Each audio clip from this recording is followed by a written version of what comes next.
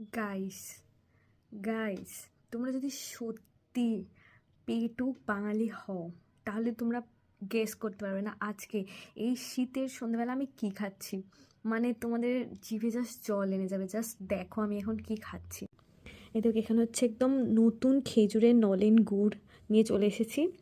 আর আছে হচ্ছে এখানে খোল আছে, আমরা খোলাছে বলি, তোমরা কে কী বলো এটাকে প্লিজ জানিও। আর এখানে হচ্ছে একদম জয়নগরের মোয়া নিয়ে চলে এসেছি, ঠিক আছে, একদম মোয়া আছে। আর এখানে হচ্ছে আমি নিয়ে চলে এসেছি, এটা হচ্ছে সরু চাকলি বা গোলা রুটি যেটাকে আমরা বলি। আর একদম এখানে শুকনো শুকনো করে আলু আর ফুলকপি দিয়ে এটা তরকারি। মানে শীতকালের এই খাবারটা হচ্ছে মানে স্বর্গ স্বর্গ। এখানে আমি এরকম সরু চাকলিটা একটু ছিঁড়লাম।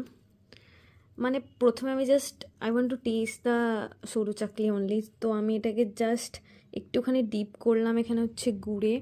অ্যান্ড আমি এটা মানে trust me guys, I am having this after 4 years, like I was craving for this like anything. And আমি তোমাদের আরও একটা জিনিস দেখাই। এইভাবে একটু খোলা চেটা নিলাম, একটুখানি গুড়ে ডোবালাম, এটাকে আমি একটুখানি বাইট নেব। অসাধারণ, এটা খুবই ক্রাঞ্চি। আর আমার মা একটু পাতলা করে বানিয়েছে যাতে এটা খুব মানে নেতনেতে না হয়। দেন আর একটা জিনিস, আমি আর একটুখানি সরু চাকলিটা নিলাম, ঠিক আছে, নিয়ে একটুখানি আলু আর ফুলকপিটা দিলাম, একটুখানি আলু আর ফুলকপিটা দিয়ে, ঠিক আছে, আবারও মুখে পুড়ে দিচ্ছি।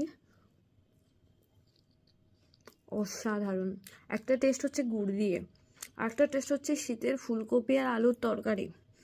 মানে একটা একটাকে ছাপিয়ে যেতে পারবে না। Last but not the least, এই শীতকালে হচ্ছে আমাদের জয়নগরের মোয়া।